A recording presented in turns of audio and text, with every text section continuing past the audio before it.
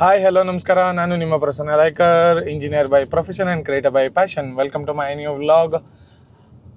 ಎಷ್ಟೇ ಬೇಗ ಇದ್ರೂ ನಿನ್ನೆ ಲೇಟಾಗಿರೋದ್ರಿಂದ ಸ್ವಲ್ಪ ಇದ್ದೇ ಇತ್ತು. ತುಂಬ ಲೇಟಾಗಿಬಿಟ್ಟಿತ್ತು ನಿನ್ನೆ ಶಿವಮೊಗ್ಗದಿಂದ ಬರೋದು. ಕಂಟಿನ್ಯೂಸ್ ಡ್ರೈವು, ನಿದ್ದೆ ಸರಿ ಆಗ್ತಿಲ್ಲ. ಸೊ ಒಂಥರ ಡ್ರೋಸಿನೆಸ್ ಇದೆ. ಏನು ಮಾಡೋಂಗಿಲ್ಲ, ವರ್ಕ್ ಇದೆಯಲ್ಲ, ಸೊ ಮಾಡಲೇಬೇಕು. ಆನ್ ಟೈಮ್ ಎಲ್ಲ ಪ್ರೆಸೆಂಟೇಷನ್ಗಳನ್ನೆಲ್ಲ ಕೊಡಬೇಕು. ನಿನ್ನೆ ಮತ್ತು ಯಾವುದೇ ಮೆಟೀರಿಯಲ್ಲು ಟ್ರಾನ್ಸ್ಪೋರ್ಟಿಗೆ ಹಾಕಿರಲಿಲ್ಲ. ಯಾಕಂದ್ರೆ ನಾನು ಬರೋದೇ ಶಿವಮೊಗ್ಗ, ಲೇಟ್ ಆಗಿಬಿಡ್ತು. ಅಲ್ಲಿ ಅರ್ಧ ಲೇಟಾಗಿದ್ದೆ ಅಲ್ಲಿ ಚೆಕಪ್ ಮಾಡಿಸ್ಬೇಕಾರೆ. ಅದಾದಮೇಲೆ ಮತ್ತೊಂದು ಕಡೆ ಸೆಕೆಂಡ್ರಿ ಒಪಿನಿಯನ್ ತೊಗೊಳಕ್ಕೆ ಲೆನ್ಸ್ ಕಟಲ್ಲಿ ಮಾಡಿಸಿದ್ದೆ ಅಂತ ಆಲ್ರೆಡಿ ಹಳೆ ವಿಡಿಯೋದಲ್ಲಿ ಹೇಳಿದ್ದೀನಿ. ಇವತ್ತಿನ ದಿನ ಸ್ಟಾರ್ಟ್ ಮಾಡೋದು. ಈಗ ಆಫೀಸ್ಗೆ ಹೋಗ್ತಾ ಇದ್ದೀವಿ. On the way madam Bhadravati ಹೊರಟಿದ್ರು. ಅವ್ರದ್ದು ರಿಲೇಷನ್ ಒಬ್ಬರಿಗೆ ಆಪ್ರೇಷನ್ ಆಗಿದೆ, ಸೊ ನೋಡೋಕ್ಕೋಸ್ಕರ ಅವಳನ್ನು ಹಂಗೆ ಬಸ್ ಸ್ಟ್ಯಾಂಡಿಗೆ ಬಿಟ್ಟು ಒಂದಿಷ್ಟು ಮೆಟೀರಿಯಲ್ಲು ಬಸ್ಸಲ್ಲೂ ಹಾಕಬೇಕು. ಅದನ್ನು ಹಾಕಿ ಆಮೇಲೆ ಆಫೀಸಿಗೆ ಬಂದು ವರ್ಕ್ ಸ್ಟಾರ್ಟ್ ಮಾಡ್ಕೊಬೇಕು. ಆಲ್ಮೋಸ್ಟು ಇವತ್ತೆಲ್ಲ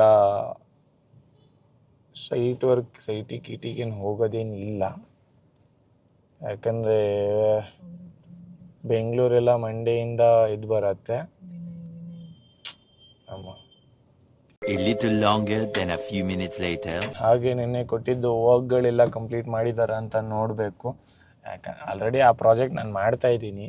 ಆ್ಯಸ್ ಎ ಇಂಟರ್ನ್ ಆಗಿ ಇಲ್ಲ ಎಂಪ್ಲಾಯ್ ಆಗಿದ್ದಾಗ ಫಸ್ಟ್ ಅವ್ರ ಸ್ಕಿಲ್ಸನ್ನು ಮತ್ತು ಅವ್ರದ್ದು ಇದನ್ನು ನೋಡ್ಕೊಬೇಕು, ಏನು ಯಾವುದಕ್ಕೆ ಸೂಟ್ ಆಗ್ತಾರೆ ಅಂತ. ನಾನು ಫಸ್ಟ್ ಜಡ್ಜ್ ಮಾಡೋಕ್ಕೋಸ್ಕರ ನಾನು ಮಾಡ್ತಾ ಇರೋ ಪ್ರಾಜೆಕ್ಟು ಅವ್ರ ಕೈಲಿ ಮಾಡಿಸ್ತೀನಿ.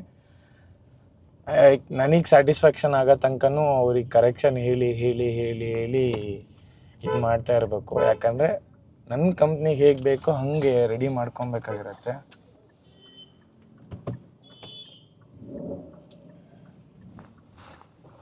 ಓಕೆ, ಆಫೀಸಿಗೆ ಬಂದ್ವಿ. ಆಫೀಸಿಗೆ ಹೋಗಿ ಬಸ್ಸಲ್ಲಿ ಕೊಡೋವಂಥ ಮೆಟೀರಿಯಲ್ಗಳನ್ನ ಇದನ್ನು ಮಾಡ್ಕೊಬೇಕು. ಓಕೆ, ವಾಕಿಂಗ್ ಬಂದು ಕಾರ್ ಹಾಕಿ ಹೊರಡೋಣ ಬನ್ನಿ. ಆಫೀಸಿಗೆ ಬಂದು ಎಲ್ಲ ಮೆಟೀರಿಯಲ್ಲು ಟ್ರಾನ್ಸ್ಪೋರ್ಟಿಗೆ ಹಾಕೋದು, ಒಂದಿಷ್ಟು ಅರ್ಧ ಟ್ರಾನ್ಸ್ಪೋರ್ಟಿಗೆ ಹಾಕಾಯಿತು. ಅದಾದಮೇಲೆ ಬಸ್ಸಿಗೆ ಕಳಿಸಿದ್ವಿ. ಒಂದು ಸೊರಬ ಹೋಗೋದು ಮಾತ್ರ ಇವತ್ತು ಪಾರ್ಟಿ, ಲೈಕ್ ಓನರ್ ಇರೋಲ್ಲ ಅಂದರು. ಸೊ ಅದಕ್ಕೆ ನಾಳೆ ಕಳಿಸ್ಬೇಕು, ಇಲ್ಲ ಇವತ್ತು ನೈಟ್ ಟ್ರಾನ್ಸ್ಪೋರ್ಟಿಗೆ ಅದಕ್ಕಾರ ಹಾಕಬೇಕಾಗತ್ತೆ.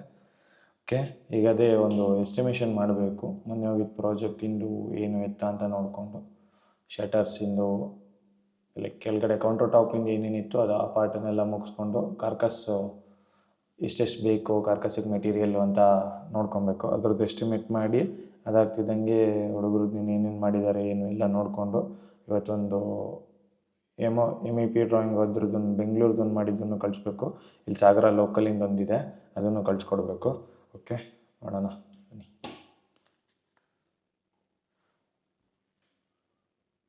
ಒಂದು ಎಸ್ಟಿಮೇಷನ್ ರೆಗ್ಯುಲರ್ ಶೀಟ್ ಇರುತ್ತೆ, ಸೊ ಅದ್ರ ಪ್ರಕಾರನೇ ಮಾಡೋಣ ನಾವು. ಓಕೆ, ಮಾಡೋಣ. A little longer than a few minutes later. Okay, morning ಹೇಳಿದ ಹಾಗೆ ಎಸ್ಟಿಮೇಷನ್ ಎಲ್ಲ ಮುಗಿಸಿ ಅದಾದಮೇಲೆ ಡ್ರಾಯಿಂಗ್ ಸ್ವಲ್ಪ ಇತ್ತು. ಲೈಕ್ ಯಾವ ಥರ ಬರುತ್ತೆ ಅಂತೇಳಿ ಅವರಿಗೆ ತೋರಿಸ್ಕೊಂಡು ಹೇಳಿದರೆ ಬೇಗ ಅರ್ಥ ಆಗತ್ತೆ ಅಂತ ನನ್ನ ಅಭಿಪ್ರಾಯ.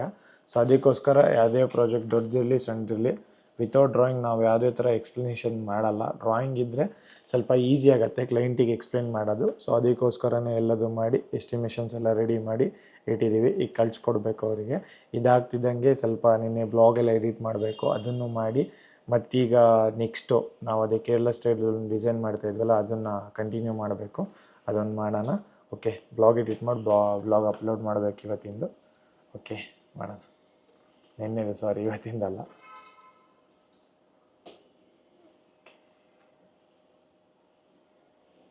ಓಕೆ, ಆವಾಗಲೇ ಹೇಳ್ದಂಗೆ ಮೊನ್ನೆ ಪ್ರಾಜೆಕ್ಟ್ ಅದೊಂಚೂರು ಪೆಂಡಿಂಗ್ ಇತ್ತು. ಆಲ್ಮೋಸ್ಟ್ ಎಲ್ಲ ಲ್ಯಾಂಡ್ಸ್ಕೇಪಿಂಗ್ ಎಲ್ಲ ಮಾಡಾಯಿತು. ಸಣ್ಣ ಪುಟ್ಟ ಥಿಂಗ್ಸ್ ಎಲ್ಲ ಇದೆ. ಈ ಥರ ಇದಾಗಿದೆ ಲ್ಯಾಂಡ್ಸ್ಕೇಪಿಂಗು. ನಿಮಗೆ ಸಿಂಪಲ್ ಅನಿಸ್ಬೋದು, ಬಟ್ ನೀವು ಇದನ್ನು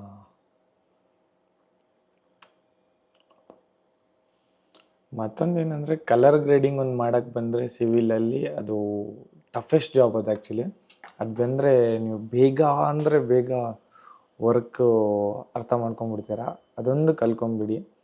ಏನು ಬರುತ್ತೆ ಏನು ಎತ್ತ ಅಲ್ಲಿ ಆ ಥರ ಕಾಣ್ತಾ ಇತ್ತಲ್ಲ, ಇಲ್ಲಿ ಈ ಥರ ಕಾಣ್ತಾ ಇದೆ ನೋಡಿ. Realistic image renders. ನಮ್ಮ ಸೆಟ್ಟಿಂಗ್ ಆಲ್ಮೋಸ್ಟ್ ಎಲ್ಲ ಪೀಕಲ್ಲೇ ಇಟ್ಟಿರ್ತೀವಿ, ಅಲ್ಟ್ರಾ ಎಚ್ ಡಿಲೇ.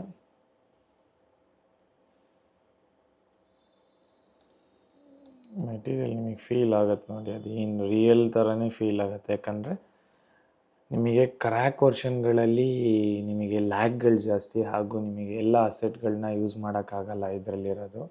ಯಾಕಂದರೆ ಏನಂತಾರೆ, ಆ ಇಂಜಿನ್ ಅಷ್ಟು ರನ್ ಆಗದೆ ಇರ್ಬೋದೇನೋ ನನಗನ್ಸಂಗೆ. ಕ್ರ್ಯಾಕ್ ನಾನು ಯೂಸ್ ಮಾಡಿದ್ದೀನಿ, ಬಟ್ ನಿಮಗೆ ಜೆನ್ಯೂನ್ ವರ್ಷನಿಗೂ ಕ್ರ್ಯಾಕ್ ವರ್ಷನಿಗೂ ತುಂಬ ಡಿಫ್ರೆನ್ಸ್ ಇರುತ್ತೆ. ಈಗ ನೀವು ಸ್ಕ್ರೀನಲ್ಲಿ ನೋಡ್ತಾ ಇದ್ದೀರಾ ಎಷ್ಟು ಡಿಫ್ರೆನ್ಸು, ಲೈಕ್ ನಿಮಗೆ ರಿಯಲ್ ಇಮೇಜ್ ನೋಡ್ದಂಗೆ ಇರುತ್ತೆ. ಬಟ್ ಮಾಡೋಕ್ಕೂ ಬರಬೇಕು, ಕ್ರ್ಯಾಕ್ ಇಟ್ಕೊಂಡು ಮಾಡೋಕ್ಕೆ ಬರುತ್ತೆ ನಮಗೆ.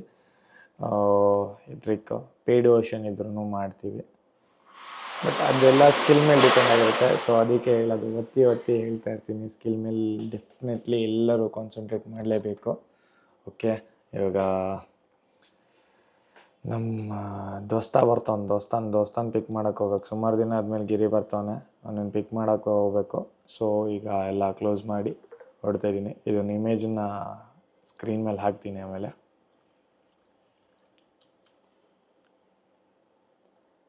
ಓಕೆ, ಹೊರಡೋಣ.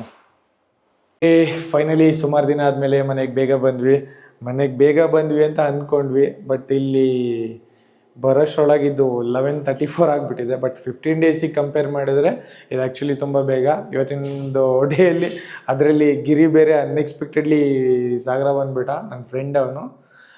ಸುಮಾರು ದಿನ ಆದಮೇಲೆ ಬಂದೇನು, ಒಂದು 2 ತಿಂಗಳಾಗಿತ್ತು ಮೀಟ್ ಆಗಿದೆ. ಅವನನ್ನು ಪಿಕ್ ಮಾಡ್ಕೊಂಬಂದೆ. ಅಲ್ಲಿಗೆ ಅವನಿಗೆ ಮನೆಗೆ ಬಿಟ್ಟು ಬರೋಷ್ಟರೊಳಗೆ ಎಷ್ಟೊತ್ತಾಗ್ಬಿಡ್ತು.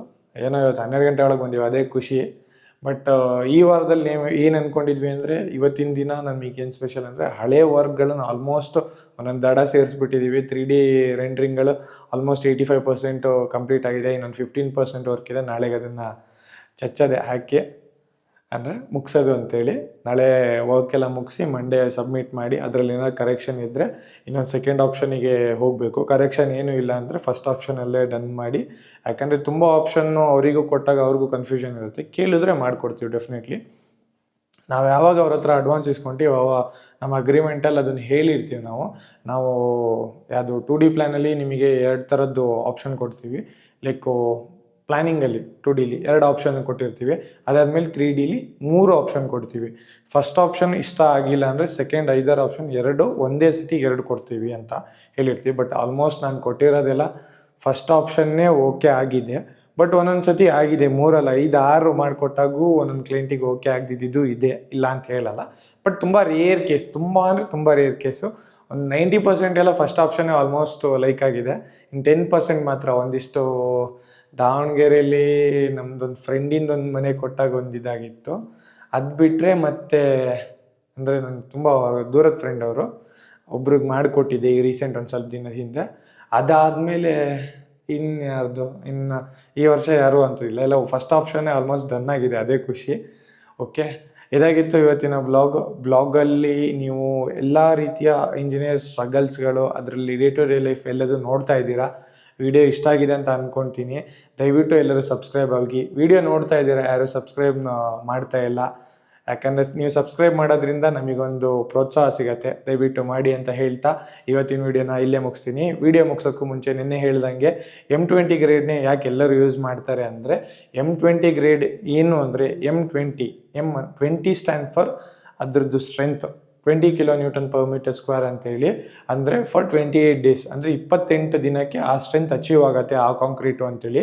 ಇದರಲ್ಲಿ ಒಂದು ಚೀಲ ಸಿಮೆಂಟಿಗೆ 1 ಚೀಲ ಮರಳು, 3 ಚೀಲ ಜಲ್ಲಿ, ಅಂದರೆ 1:1.5:3 1:1.5:3 ಈ ಥರ ಡಿವೈಡ್ ಮಾಡಿರ್ತಾರೆ. ಸಿಮೆಂಟ್ 1 ಪಾರ್ಟು, ಆಮೇಲೆ 1.5 ಪಾರ್ಟ್ ಸ್ಯಾಂಡ್ ಇರುತ್ತೆ, ಲೈಕ್ ಫೈನ್ ಅಗ್ರಿಗೇಟ್ ಅಂತೀವಿ ಟೆಕ್ನಿಕಲ್ ವರ್ಡಲ್ಲಾದರೆ. 3 ಪಾರ್ಟು ಕೋರ್ಸ್ ಅಗ್ರಿಗೇಟ್ ಇರುತ್ತೆ. ಬಟ್ ನಾವೆಲ್ಲ ಏನಂತೀವಿ, ಸ್ಯಾಂಡ್ ಅಂತಂದು ಅಭ್ಯಾಸ ಆಗಿಬಿಟ್ಟಿರುತ್ತೆ ಹೊರಗಡೆನೂ. ಆ್ಯಕ್ಚುಲಿ ಅದನ್ನು ಫೈನ್ ಅಗ್ರಿಗೇಟು, ಕೋರ್ಸ್ ಅಗ್ರಿಗೇಟ್ ಅಂತ ಹೇಳ್ತಾರೆ, ಜಲ್ಲಿ ಕೋರ್ಸ್ ಅಗ್ರಿಗೇಟ್ ಅಂತಾರೆ. ಸೊ ಅದರಲ್ಲಿ ಯಾಕೆ ಇದನ್ನೇ ಯೂಸ್ ಮಾಡ್ತಾರೆ, ಇದೊಂದು ಎಂಟ್ರಿ ಲೆವೆಲ್. ಇದರಲ್ಲಿ mix design calculation, water ratio ಎಲ್ಲ ನೆಗ್ಲಿಜಿಬಲ್ ಇದರಲ್ಲಿ, ಓಕೆನಾ. ಯಾಕಂದರೆ ಒಂದು ರೆಸಿಡೆನ್ಷಿಯಲ್ ಬಿಲ್ಡಿಂಗ್ ಕಟ್ತಾ ಇದ್ದೀವಿ ಅಂದಾಗ ನಾವು G+2 G+3 ಮ್ಯಾಕ್ಸ್ ಇಲ್ಲಿ ನಮ್ಮ ಲೋಕಲಿಟಿಲಿ G+4 ತನಕ ಆಪ್ಷನ್ ಇರೋದು. ಲೈಕ್ ಅದ್ರ ಮೇಲೆ ಇದು ಕೊಡಲ್ಲ, ಲೈಸೆನ್ಸ್ ಕೊಡಲ್ಲ. ಬಟ್ G+2ಗೆಲ್ಲ ನಿಮಗೆ M20 ತುಂಬ ಏನು ಅಂತ ರಿಕ್ವೈರ್ಡ್ ಇರಲ್ಲ, M25 M30. ಬಟ್ ಸರ್ಟನ್ ಕೇಸಸಲ್ಲಿ ಇಲ್ಲಿ ಸ್ಪ್ಯಾನ್ ಜಾಸ್ತಿ ಇರುತ್ತೆ. ಸ್ಟ್ರಕ್ಚರ್ ಡಿಮ್ಯಾಂಡ್ ಮಾಡಿದಾಗ ಡೆಫಿನೆಟ್ಲಿ ಅದೇನು ಡಿಮ್ಯಾಂಡ್ ಮಾಡ್ತಾ ಇದೆಯೋ ಅದನ್ನೇ ಮಾಡಿ. M20 ನಿಮಗೆ ಎಕನಾಮಿಕಲಿ ಈಸಿ ಮತ್ತು ಕಾಸ್ಟ್ ಕಮ್ಮಿ ಅಂತೇಳೆಲ್ಲ ಯೂಸ್ ಮಾಡಿದರೆ ನಿಮಗೆ ಬಿಲ್ಡಿಂಗ್ ಆ ಸ್ಪ್ಯಾನು ಬರಲ್ಲ. ಸೊ ಮತ್ತೊಂದು ಹೇಳ್ತೀನಿ, ಸ್ಟೀಲು ಮತ್ತು ಸಿಮೆಂಟು, ಲೈಕ್ ಸ್ಟೀಲು ಕಾಂಕ್ರೀಟು ಅಣ್ಣ ತಮ್ಮ ಇದ್ದಂಗೆ, ಗೊತ್ತಾಗಲ್ಲ. ಇಬ್ಬರು ಒಂದೇ ರೀತಿಯೇ ನೀವು ನೋಡ್ಕೊಬೇಕು. ಇಬ್ಬರೂ ಬೇರೆ ಬೇರೆ ಥರ ನೋಡಿಕೊಂಡ್ರೆ ಅದು ನಿಮ್ಮನ್ನು ಬೇರೆ ಥರನೇ ನೋಡುತ್ತೆ. ಯಾಕಂದರೆ ಸ್ಟೀಲಿಗೆ ಸ್ಟ್ರೆಂತು, ಕಂಪ್ರೆಷನ್ ಸ್ಟ್ರೆಂತು ಕೊಡೋದು, ಲೈಕ್ ನಿಮ್ಮ ಬಿಲ್ಡಿಂಗಿಗೆ ಕಂಪ್ರೆಷನ್ ಸ್ಟ್ರೆಂತ್ ಕೊಡೋದು ಕಾಂಕ್ರೀಟು, RCC ನಥಿಂಗ್. ಬಟ್ ಅದಾದಮೇಲೆ ಸ್ಟೀಲು ಟೆನ್ಸೈಲ್ ಸ್ಟ್ರೆಂತ್ ಕೊಡುತ್ತೆ. ಇದೆರಡು ಸ್ಟ್ರೆಂತ್ ಚೆನ್ನಾಗಿತ್ತು ಅಂದರೆ ನಿಮ್ಮ ಬಿಲ್ಡಿಂಗ್ ಲಾಂಗ್ ಲೈಫ್ ಬರುತ್ತೆ. ಸೊ ಇದಾಗಿತ್ತು ಇವತ್ತಿನ ಸಿವಿಲ್ ಟಿಪ್. ವಿಡಿಯೋ ಇಷ್ಟ ಆದರೆ ಲೈಕ್ ಮಾಡಿ, ಶೇರ್ ಮಾಡಿ, ಸಬ್ಸ್ಕ್ರೈಬ್ ಮಾಡೋದನ್ನ ಮರಿಬೇಡಿ. ಯಾಕಂದರೆ ನೀವೊಂದು ಸಬ್ಸ್ಕ್ರೈಬ್ ಮಾಡೋದ್ರಿಂದ ನಮಗದು ಪ್ರೋತ್ಸಾಹ ಸಿಗುತ್ತೆ. ದಯವಿಟ್ಟು ಸಬ್ಸ್ಕ್ರೈಬ್ ಮಾಡಿ. ಸಿಗೋಣ. ಶುಭರಾತ್ರಿ.